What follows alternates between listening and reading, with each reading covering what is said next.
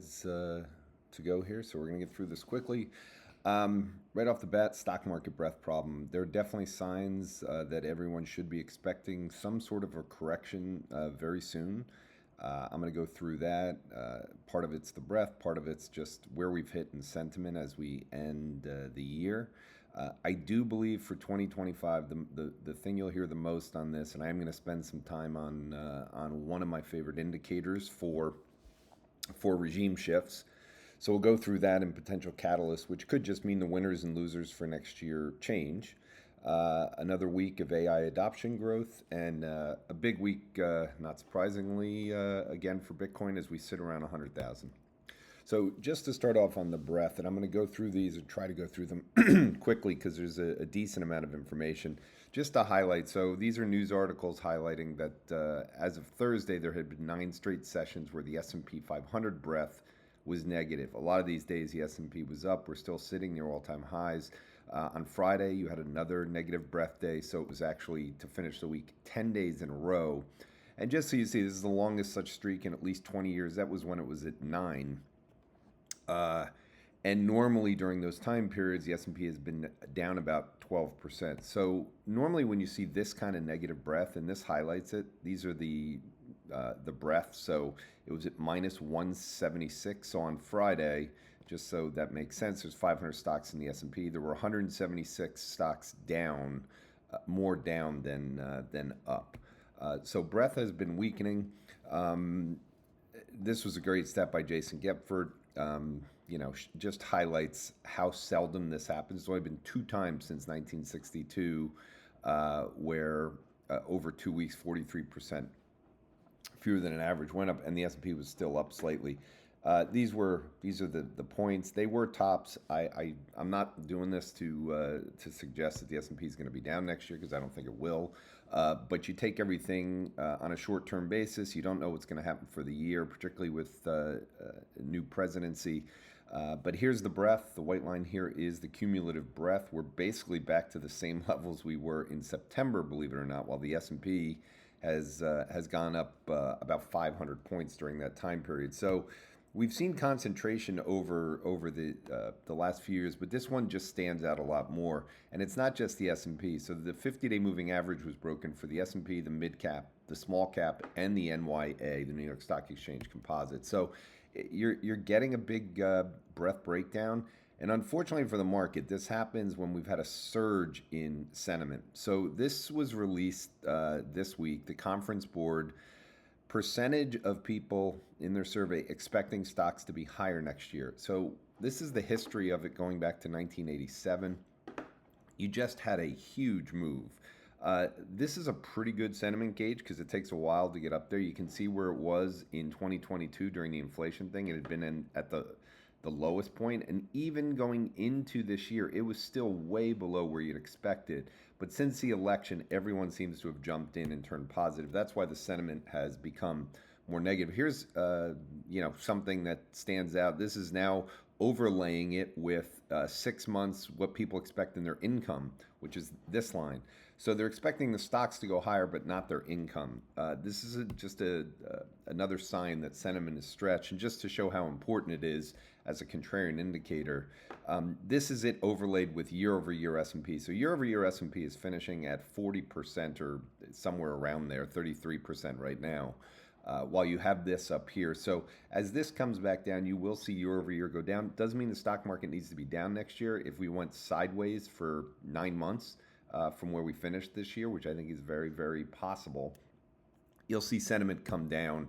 So at this point, it just says it's high. In terms of people's expectations of economic growth, Goldman Sachs put this out. This is the actual growth indicator that they have measuring, which is a current indicator. And then this is defense cyclicals versus defensive in the market. So you've had a huge stretch out on this where people seem to be expecting growth to get better at a time when the indicators are just not getting better. One thing from a contrarian basis, I showed you Michael Hartnett last week on one side of someone who's been perma-bearish, who is remaining there and calling for a bubble. This one is David Rosenberg, who I'm not sure I've ever seen be positive. So the fact that he wrote this mea culpa and threw in the towel because of AI. At a minimum here, I think it's just a sign that you've lost everyone. You had people that were more on the bearish side, Mike Wilson, Marco at JP Morgan. They've all kind of capitulated. Every strategist going into this year, really except for Barry Bannister, that I've seen is positive. So I just think you're left in a position where sentiment has gone. So now let's get into this factor-based stuff. So just to start, momentum is the most important factor to me in the market. It represents what's been working.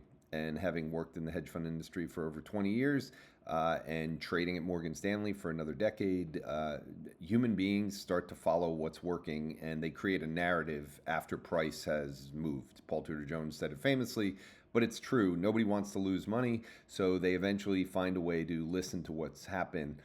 When momentum shifts, and it's chameleon. So the great thing about momentum in a world where I don't think the fundamental factors matter the way they used to because of AI, I do think what does matter is momentum because it takes into account thematic factors. And as I go through this, I'll just highlight to you, I look for regime shifts. So just to highlight, this was a daily move on Monday. This was the largest drop in the Bloomberg Pure Momentum Factor since March of 23. Now this was the shift around Silicon Valley Bank.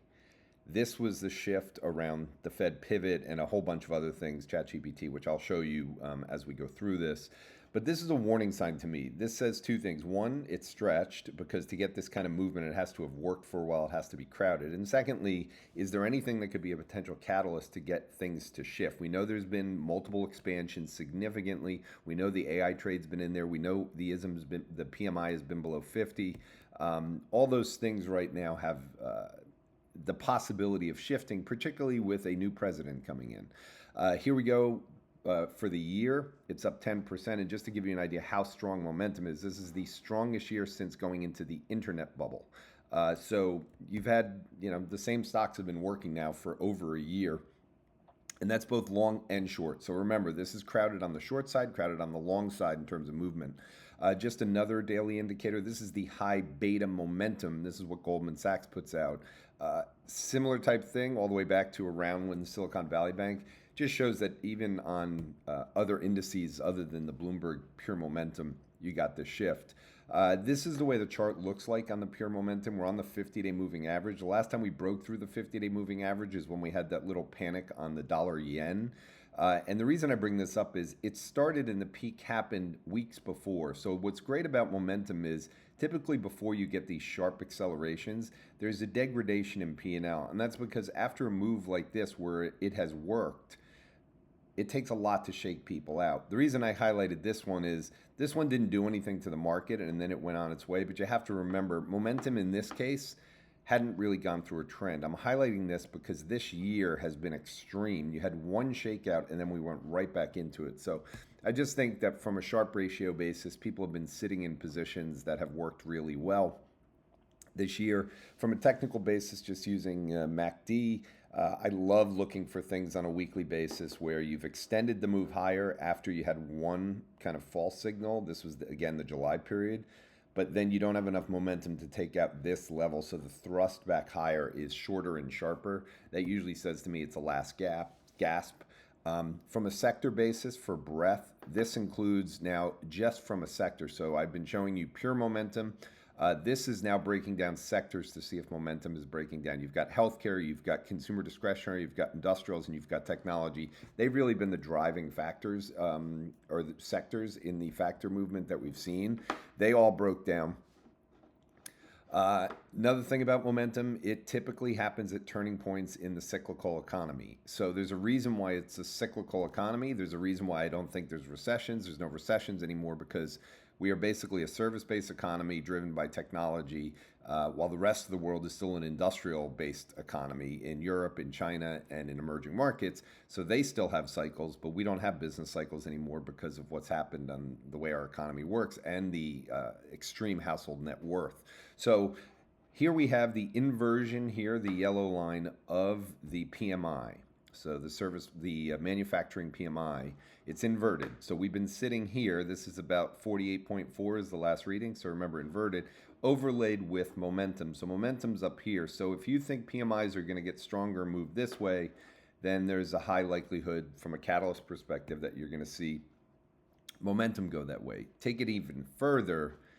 These are prior peaks in the Morgan Stanley momentum factor.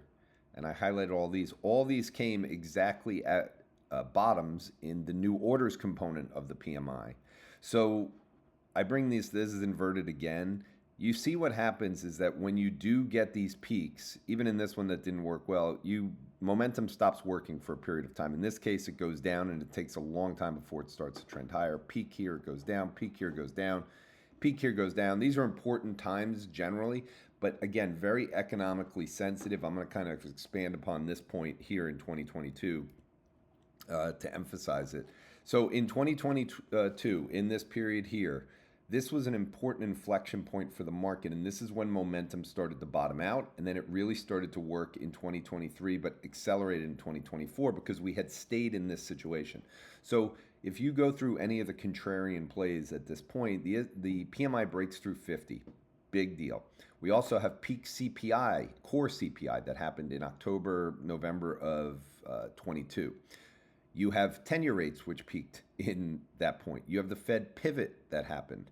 You have ChatGPT, which started, and you have China basically starting what was the last enthusiasm for China when they were going through the reopening, which failed about 2 months later. So everyone's favorite trade here was China. Since then, it's just been total decimation. So since then, we've been in this position where we've kind of been in a recession, at least the industrial side, but we've been in some sort of a global recession. Now, the reason I bring this up as a potential catalyst, again, the Small Business Optimism Index, which came out, the white line here, just ripped higher. This is it overlaid with the PMI. Again, if we're going to get strength in the PMI, we're probably going to see an earnings change, which is forecast to happen anyway for small caps, for mid caps. All of a sudden, you'll start going more positive. It's going to feel to some degree like the industrial side, in my opinion, with Donald Trump taking over, with the tariffs, which I'll make more sense of, as like a change in the PMI, and you're going to have some kind of a change for beaten down companies where some things are going to get better. Some of it will be optimism and sentiment deregulation. Some of it will be China and the U.S. just freeing things up a little bit. So Small Business Optimism Index, the biggest monthly jump since, I think, 1980. I mean, we've already seen kind of a shift here. 10-year rates, biggest move of the year in terms of moving higher. Going back, just gradually went through the weekly numbers for March. So big bump higher in 10-year rates. That's a potential risk for next year. And then this is a chart that everyone should really be paying attention to. This is using the inflation swap market. So this is expectations for inflation, using it the same way we'd use 10-year yield curve. So 2s, 10s on inflation expectations in the swap market. So during this period here, when inflation, so when it's green, it means the 2-year inflation expectations are rising relative to 10-year. So we had this going higher, and it wasn't until this white line that the Fed admitted that it wasn't transitory anymore. That put a peak in the Mag 7, and you started to go lower. You bottomed in the Mag 7 right around when the Fed finally pivoted and when the inflation turned back to where it's been negative except for this one little rise here. And you can see that that was a fear back then. I bring this up because A, we've turned positive while the Mag 7 is just ripping higher. If inflation expectations are going to be going higher, I've talked about inflation definitely being a situation that people should worry about. That was before Donald Trump took over. Now, if you're going to have a pro-growth situation and you're going to have tariffs and you're going to have mass deportations, which will put some kind of uncertainty in both the global trade situation, potential inflationary impacts, all these things. At the same time that I'm going to go through other potential catalysts, I've talked about AI and the power needs. I think energy is a must own in people's portfolios at a time that it is hated, because I do think that we've already started this little thing here. And it doesn't mean this is going to collapse. This has been driven mainly by earnings. But anytime you get inflation going higher, then the quant strategies start looking through, because if it were continue and go back into this, you obviously don't want to own it.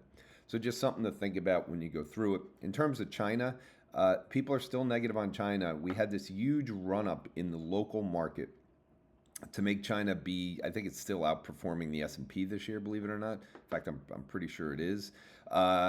You've got China's still sitting up here and basically near the highs, and they continue to throw stimulus at this.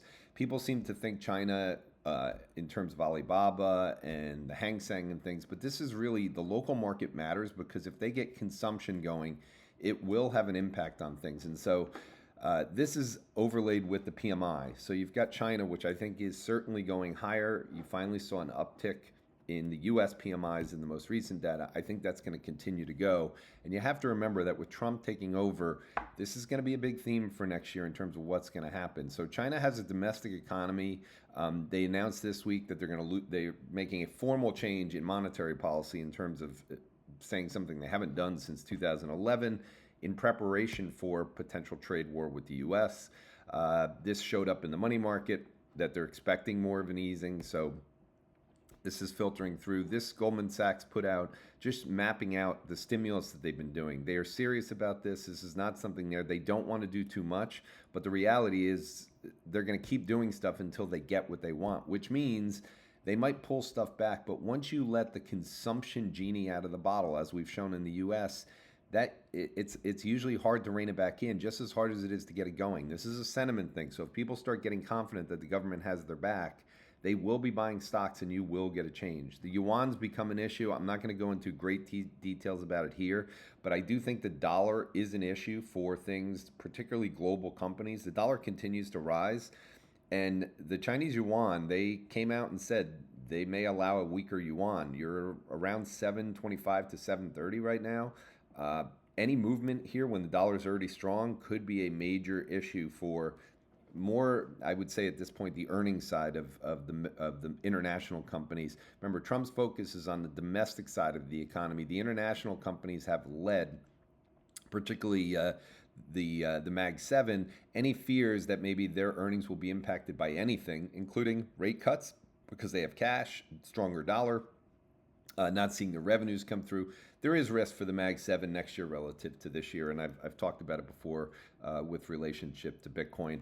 Michael Hartnett, I gave him a hard time last week. He's just highlighting this week that financial conditions in China are extremely easy.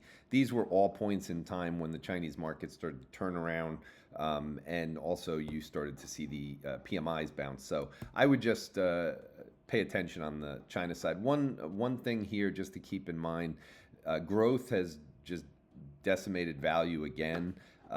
In Jason Gephardt put out another thing today. The total return value of stocks has declined for 10 consecutive days. Since 1926, has happened fewer than 10 times. And he basically pointed out that it has preceded double-digit returns in value. If value works next year, it's another anti-momentum trade, meaning you'll start seeing a change. One thing also just to emphasize is it's been 2 years in a row now where just 31% of the S&P outperforms the index. This is not a normal thing. This happened back in 98, 99 into 2000. And so those people who understand, the reason that was happening is because the rest of the world, including China, was in a depression or recession. I was in Brazil during this time. So the US was the only growth engine of the world. Here, you have a very similar situation in terms of, okay, if China's going to start to do things and we're putting tariffs out, there's a reality, I think, that checks that you could get a normal year next year. And if you get that, that will be a change in momentum. So I think there's high expectation or high likelihood of that. And I just want to put out, just don't forget, tariffs are coming out 2025. Tariffs in 2018 had a huge impact on the market. Donald Trump did it in 2018.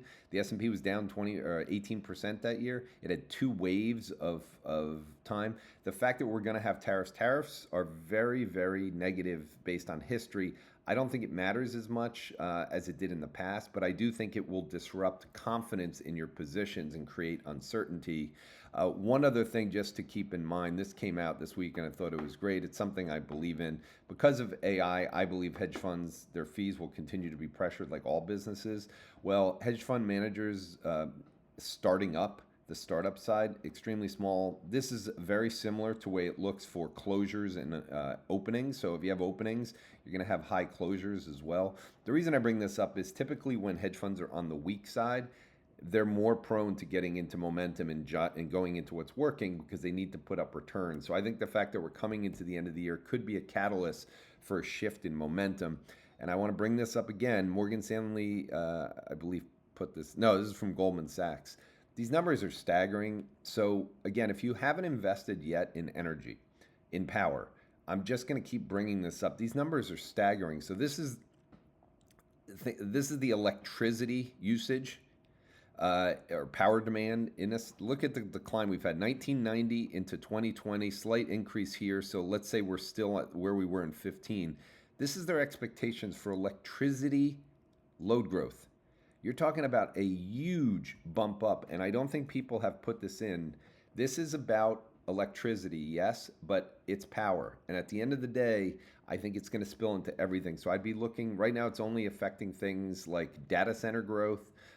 You're getting it now. You're starting to see some movement higher in nat gas, but I think you're going to have energy. And so I think this is another place for a catalyst for an unwind of positions because energy is hated. So with all those things related to the PMI and everything there, I definitely think you should be focused on that. I just want to emphasize again, I do not think the market will be down next year, but I do think if there was going to be weakness, I think the market is signaling that it's going to be coming soon, whether it starts this week or whether it starts in January at some point. I do think at this point you would expect the S&P at best case is going to kind of tread water in here, and then I think we're going to see a correction. But to be down, I just wanted to highlight again, first of all, you don't get many down years. Second of all, if you do, you're getting them from either recessions, the internet bubbles here, which is, I'd say, the closest side. And then you have the inflation side here. This was Trump, though, in 18. So I think this is possible. I just don't think, and it would be a similar type situation. I just don't think you're likely to get it. So this is not a bearish call in the market. It's more of a momentum shift. So don't get caught in that. I just want to highlight more and more people coming out. And this gets into the inflation possibility. It gets into rates moving higher possibility.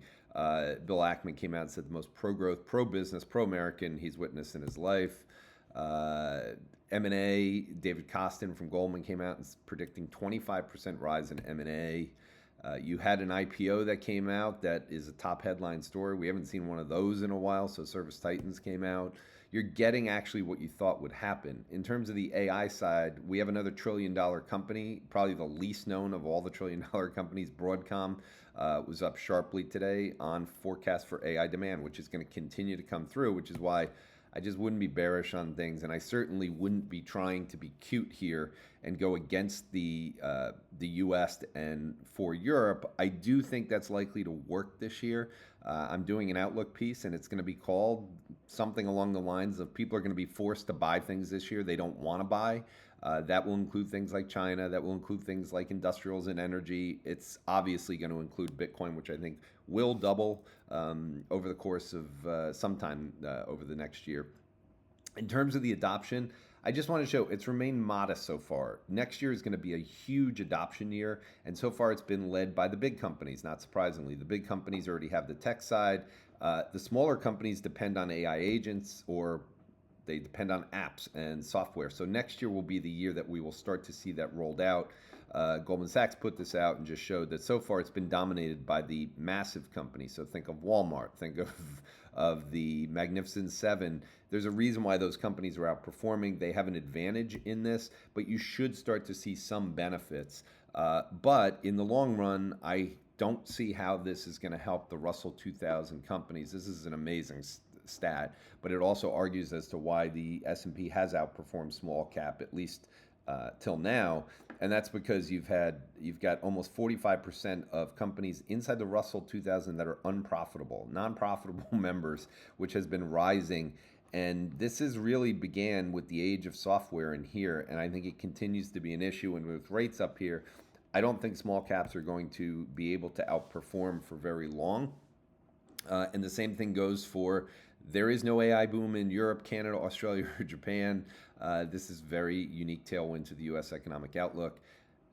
There's just no other way to put this, and I'm just going to leave it alone. I said it last week, I'll say it. I don't view the Mag 7 as U.S. companies. They obviously were created here, but they are companies that have taken advantage of the software size of the internet. Until we start to decentralize the internet, which is what Bitcoin is, Bitcoin is the beginning of digital money. Digital money and AI agents will allow this to go global. It will happen gradually, but I view it as Bitcoin over the S&P, not as emerging markets over the S&P, Europe over the S&P. And so every time I hear someone who I've known in the industry a long time talk about it, I just don't think they've spent enough time on Bitcoin, and it always comes down to the same thing.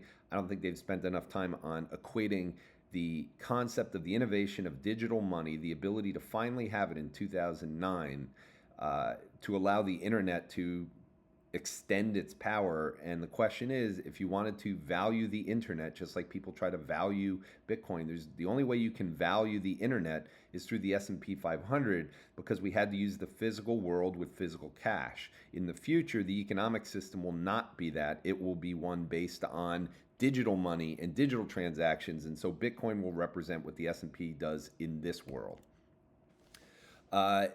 Major story ending the year, most important to me, is just the continuation of Donald Trump bringing in the leaders of Silicon Valley into the White House.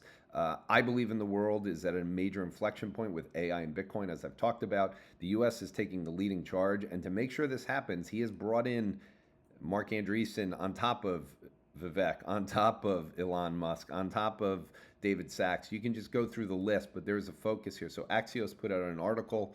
The tech economy's most aggressive disruptors want to apply their ethos and thinking of the government, AI, crypto, and there's just no other way that they don't see this as something they need to do from every basis. This is literally like an arms race, and crypto is a major part of it. So the fact that there's still so many people that haven't jumped onto it yet and don't realize what's happening, I just don't think they've done the work on it. So I just want to emphasize again that when you get a government that is this thing, and I would read the article so that way you can go through it. I'm not going to read all these lines on you. It's critical. I gave you podcasts in the past. I wrote a Substack this week where I highlighted Jeff Booth. I would go listen to a podcast with Jeff Booth. He did one with Natalie Brunell.